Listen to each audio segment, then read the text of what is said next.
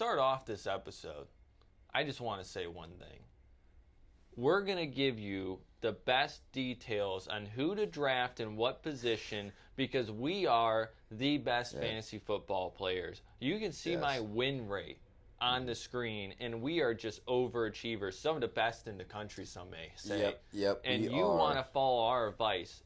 We are fantasy gurus, Josh and you do Gordon want to put money on is what we're coming saying. back this year. He is. Draft him with the 6th pick in your draft, and you won't be disappointed. He is the number 1 wide receiver this year. That's my entire Instagram feed right now. I got 2 words for you. What's that? Adrian Peterson. Man is primed to make a comeback season. Devon Right who now. for RB1? His knees, NASCAR tires where they're going to blow out. But is it just me, or is that like everyone's kind of like Instagram feed right now? It seems like every guy's the fantasy guru. You need to listen to Walter Picks. You need to listen to this pick software and reasons why this is your number 1 pick. My other favorite one is, I think it's his name's Sal. He does like sports bets too. Oh, I know Sal. Yeah, and he goes on there. He's like, I'm going to give you a step-by-step guide on what to do for your first running back. And it was pick like 2. Okay. And he's like, if none of these guys are within reach, this is the top pick. Who is the top pick? And it's like, you have the 2nd pick. What do you mean who's the top pick? Like, yeah. At that point, why are you drafting a running back at 2nd pick? I think that's kind of a dead giveaway. There's only one running back who deserves to be top, like, 10. Yes, it is. I mean, it's you Nick could Chubb. argue top 10. It is Nick Chubb. But I just laugh because every single guy right now seems to be a professional fantasy player. Yep. And you know what? Now that we're talking about fantasy, I do have a point to bring up. Yeah, what's that? You know, I think it's very important that everyone out there realizes that Christian McCaffrey will be a top 3 player taken off the board. However, really, there is one glaring issue with drafting Christian McCaffrey this year. He is on the cover of Madden. Yeah. He is on the cover of Madden, and we all know what that means. Can I be honest? Okay. I don't think he's going to be RB1. I don't think he's going to be RB1 either. I think there's going to be a new RB1. I'm not saying he's going to have a bad season. I think there's been such a shakeup in the running back market just for where these star running backs are landing, and perfect spots for all of them. Yeah. I mean, Josh Jacobs, perfect in Green Bay. Saquon, perfect for the Eagles. Derrick Henry, perfect for the Ravens. So it's just a matter of time between. I think it's just the simple math of it is that whenever you see this dead giveaway number 1 pick, yeah, I would like to pull up the stats at some point and see how many times they actually were number 1 after this. Yep. I'm not saying like necessarily it's, you know, he's going to have this terrible season. He's going to have a good season. And there's no argument on that. It's just the fact is he actually going to be the number 1? You know what? Just going off the curse itself, absolutely not. But, that's about it. Just going off the curse, absolutely not. You know, he was bound to fall off. Christian McCaffrey always gets hurt, which is a sucky thing to say because we have to say it every preseason. And, you know, I had him on my fantasy team last year. He was a dog for me. I want him to be healthy. I want the Madden curse to be broken with Christian McCaffrey because, I mean, a healthy Christian McCaffrey is better for the league. No, it is. I mean, the thing is, it's just a matter of how many games does he stay on the field for. And honestly, you know, how much can he produce with it? We know he can. Yep. I mean, there's no arguments with that. It's just a fact of stay healthy and stay consistent. Absolutely. And to go with more of the fantasy side of things, I'm curious to see how this year plays out. Because it seemed like last year, the big issue obviously was running backs, right? Yeah. No one really could seem to have a consistent running back core. Besides Christian McCaffrey. So is this year the year that people focus more trying to get the elite running backs? Or do you play it safe and get elite wide receivers and kind of put the running back like filler slot? You know, you got to have one good one. You know, it's just tough because you have to think about, you know, certain situations with these wide receivers. Like the Cowboys, they're missing 2 starters from their O-line. They're not going to have as good of an O-line. Dak's not going to have as much time. Yeah, but they got that great running back there now. Yeah, they got those great running backs. So how is that going to affect CeeDee's development? Jahan Dotson going to the Eagles now. The Eagles, that just waters down the core So how is he going to be affected? Robert Hunt leaving the Dolphins, how is that going to affect Tyreek Hill? It's all big questions for all, I mean, absolutely top names. Yeah, no, I so, you could try to find somebody, to replace. Yeah, to replace like Amon-Ra St. Brown. Amon-Ra, I think, is a safe pick.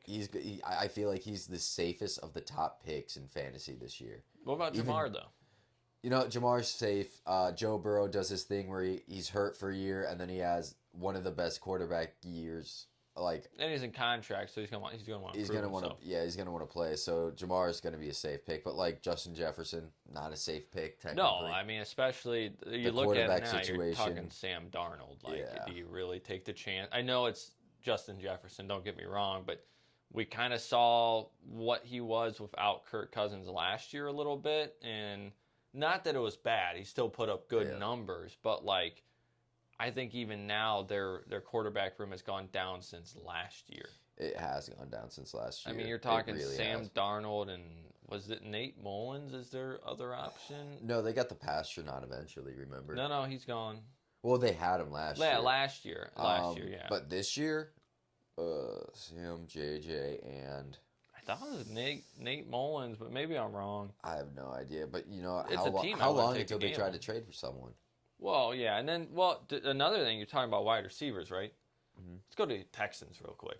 Oh my gosh, Texans. So you got the Texans, who last year, if you picked up Tank Dell, you were feeling great. You were feeling because fantastic. Tank Dell was the surprise, right? He was a surprise wide receiver, and arguably he's part of the reason that I made so much success with fantasy last year until he got hurt, unfortunately. Yeah. But the thing is, this year you look at Tank Dell, you look at Nico Collins. Now you add Diggs into the equation. Diggs is a big one because he's going to be a drama queen, let alone a big target. So that takes away more targets, but at the same time, could it open up one of those guys more because you got Diggs, competing against the corners? Mm-hmm. So it's a hard debate. I'm not really dead set on any of the wide receivers from the Texans. I know one of them's going to be the standout, but it's definitely not Diggs for me. I don't think Diggs is the standout guy. He's definitely not going to be the standout at all. But Nico, to me, seems like the presumed he's going to be the all-around number one guy. I'm going to say yes to that, but honestly, Tank Dell will probably take that over for me. Just because Nico, he just got so much better because there's nobody else there. Yeah, like true. Tank Dell. So they got Schultz still, too. Oh, yeah, Schultz is a big one. But I feel like once Tank's back, it's going to switch completely. And don't forget, they got a running game this year. Oh, they do have a running game this year. Yeah. What? No. Joe Mixon. Oh, that's right, Joe Mixon. Because Dameon Pierce is just not. Oh, he was horrible. Look, and he's horrible this preseason too. I don't know what's wrong with him, but he is bad. I mean, you're going from Singletary to Joe Mixon, and arguably, I'm not a Joe Mixon fan. Mm-hmm.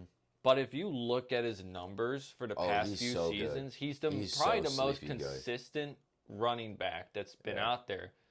And that's on the Bengals, who, to me, have never really had much success running the ball. Yeah. I can't really think in my head, hey, who's their last, big name running back?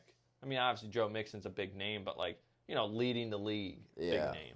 It's just, you don't see it. The Browns are known for Nick Chubb. Uh-huh. Steelers had Le'Veon Bell. Najee even had a year or two where it was hey, he's going to be the guy. Yeah. You got Breece Hall and the Jets. You think of Breece Hall. All these places, Pacheco and KC, but it was always seemed like Joe Mixon was just kind of that guy that was there. He put in the work, and he did it. Yep, and just the gears of the factory. So to add that to that offense as well takes away even more, to me, reps from the wide receivers.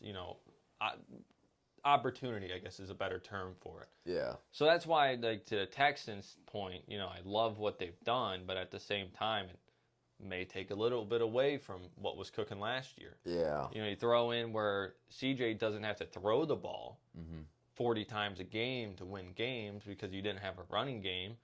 Now you have a running game, maybe his stats come a little more to, where we're going to see him. The distribution of pass yards and everything. But who's going to be the guy getting the touchdowns? That's the key question. Yeah, that is a key question right there. And honestly, I could see Diggs being that guy there because I think Diggs has a good frame for it. But we'll see. We'll see. We'll have to see.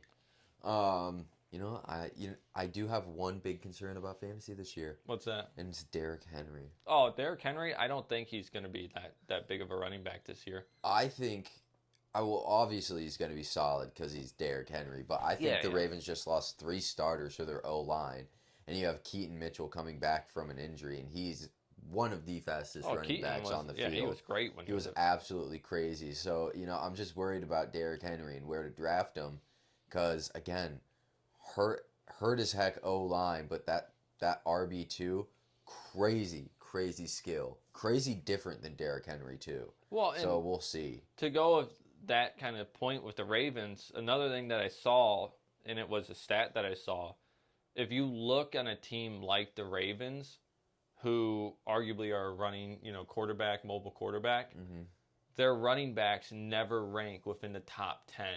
No. For fantasy points. Now maybe it'll be different. Maybe it'll be different because you got Derrick Henry. You're moving on from J.K. Dobbins and Gus Edwards to Derrick Henry. The trio, Henry. You had like that little trio going for a little bit. Yeah. Now Edwards was a touchdown machine. He was turning out touchdowns, but when it came to rushing yards, not your guy. He was the fantasy boomer bust if he got the touchdown. He was the tush push for the Ravens, basically. So Derrick Henry puts into question, what's going to happen there. And another running back team tandem that is a big if is going to be the Dolphins. We know what they did last year. Arguably, if you had those two, you were pretty solid. Yeah. Moser and Achane were insane. And everyone seems to be in the belief that he's going to be the number 1 running back this year. But you still have Moser, who still last year put up good numbers. Mosert's crazy. I think the age is just getting to him. But you still can't take him just complete. It seems like everyone's just like crossing him off the list. Because it's like, all right, he hit 30-something. He is done. But he's proven time in and time out that he's able to do it. Yeah, absolutely. And he's great with touchdowns. I mean, he's a touchdown scoring guy. He really is, yeah. He's a machine. As much as I want to believe he's going to take that step to number 1 with Moser on the team, he's still splitting carries. Now, if Moser gets hurt early in the season, Devon's number 1. I think. Oh, yeah, that's a given. But who do you get at that point to back up Achane? Oh, there's someone, I'm sure. I know. There's always someone that steps up to the plate, especially in that offense. I mean, it's a great offense. Yeah. So, I mean, you got that. Another person to end my discussion on fantasy that I think a lot of people haven't talked about too much is the Colts. The Colts are interesting because with AR coming back, I mean, we really don't know how AR is going to be for a full season, but like Michael Pittman Jr. and Josh Downs should be incredibly happy. And with the Jonathan Taylor not sitting out due to contract issues, it's going to be a big year for the Colts. They do have a pretty good O-line. Their defense is sneaky good. Yeah, their defense is sneaky good. Remember, they were a playoff caliber team with Gardner Minshew leading the way. Yeah. So with AR back, he should be good. I did hear reports, though, that people were making fun of the Colts, during those joint team practices because he wasn't throwing the ball. AR wasn't throwing the ball too much, but he was running it almost every single play. So, a lot of give and take because you can either hear that and go, ooh, not good for the wide receivers. You can hear that and go, ooh, someone's going to break Cam Newton's rushing touchdown record. It goes back to kind of where the Ravens are. If AR's running as much as possible, does Jonathan Taylor, produce at the level we expect him to? Or is he going to be on the back burner because AR is going to be taken off and not dishing the ball out to him as much? Obviously, he doesn't have Moss behind him anymore, taking reps from him, which is a plus. But we don't know how this offense is going to run with AR behind the helm. Yeah, no, not at all. So that's another question mark. And Jonathan Taylor, if he's having a breakout year, he's going to have a great year. Yeah, he's going to have an absolutely fantastic year. We know what he can do. So that's my last discussion point, really, on the fantasy. I mean, there's more you could go into with tight ends. What tight ends are going to stand out this year, which ones are going to regress a little bit. But I think those are the main ones because to me, last year, running backs were the biggest question mark in everything. Yeah, they really were, especially with how many injuries we were getting. You really just got to have depth on the fantasy roster this year. At every position, really, especially we can't forget how important QB depth is. Oh yeah, no. With how many injuries there were last year, with how many weird second and third stringers getting to be NFL stars and actually doing a great job. It's going to be an interesting season. It's going to be a very interesting season. Will we see the return to normal with stuff where it's like, hey, the big names are the guys that win the league, or are we going to see the standout player that someone drafted, in the 5th round? It's like, oh, that's the guy that won the league for us. Yeah. So I'll be curious to see. I mean, at the end of the day. Do you have any freshman stars and freshman busts? Who do you think is going to be a great rookie? Rookie-wise? Yeah. Man, I'm torn right now on the rookies.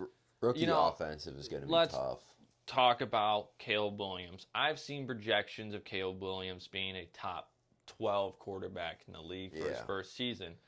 For a rightful reason. Obviously, he has the offense that can just absolutely excel around him. But if you look at last year with C.J. Stroud, right? Okay. Who set pretty much the record straight for what you would love to have out of your rookie QB. Haven't had something like that since Andrew Luck. Even he wasn't a top 10 quarterback with the best rookie season in almost history. Yeah. So to think that Caleb Williams is going to come out and be that guy. Who knows? Caleb Williams might come out and be the guy that A, breaks the Bears' curse of never having a 4,000-yard passer, and B, being a top 10 QB. If he does, great. I mean, the two kind of have to be simultaneous to actually happen. And, you can't take it away from him for how stacked it is. But like you said, C.J. Stroud came out there and did.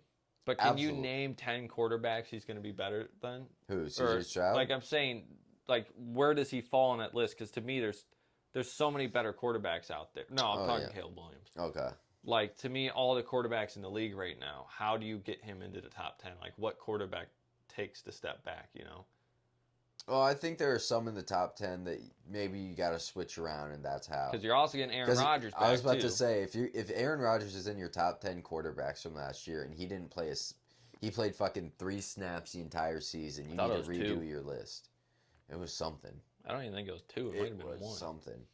But if he doesn't play this season and he's in your top 10, that's got to go, right? And I don't think he's arguing. If you have him, he can return to that form. Yeah, but who else was hurt last year that I just think you look Joe at Burrow. Like Joe Burrow, if he was in your top 10 last year, but he missed more than half the season, again, that's how Caleb Williams gets in the top 10 list. It's if someone gets hurt. Yeah. I think that's a fair case, but we're banking on people getting hurt, and that's horrible. But then again, if you're going to take Caleb Williams over a completely healthy Joe Burrow with an even beefier O-line, you're absolutely crazy. Because at the end of the day, it's still a Bears QB. Oh yeah, that's going to be so. That's this at the end of the sentence. You go, it's still a Bears. That's going to be so tough, especially when he's just carried by his defense the entire time. So there's a lot of question marks with fantasy this year, but I think mostly the running back to me is the position that I know personally from experience last year. That was my make or break. Yeah. If I had a good running back week, it seemed like I was winning. Yeah. But if my running backs did nothing, it was all over. Mm-hmm. And I was playing the most random running backs at times. That just didn't make sense because there's nothing else I could do. Yeah. I mean, we had teams in my league playing Jonathan Taylor and Moss at the same time just because, hey, maybe he'll get a touchdown, and that still puts you in the top 20 for the week in running back. Yeah. Just getting a single touchdown. It's so crazy because I had Christian McCaffrey and Josh Jacobs, and Josh Jacobs was so cold. Yeah, and it's like Austin Eckler last year. Exactly. And if he just performed like he did the year before, even a little bit, it would have been so crazy. I feel like that's one of the reasons why I didn't do as well as I should have. I mean, when we talk about freshmen, fantasy prospects, you got the Giants, right? Mm. And their brand new Neighbors is so tough. Their brand new spanking wide receiver. Yeah. But at the same time, you got Danny Dimes slinging the ball, and he's got who's his second wide receiver to take away coverage? Wando Robinson. Well, you got Slayton, right? Slayton. Darius Slayton. But my point is, it's not like a true number 2, really. Yeah, no, he's not. So he's going to have a lot of coverage against him. I mean, who knows? Maybe he will be because he's never really gotten the chance to be a wide receiver. I mean, if he breaks out, right? Yeah.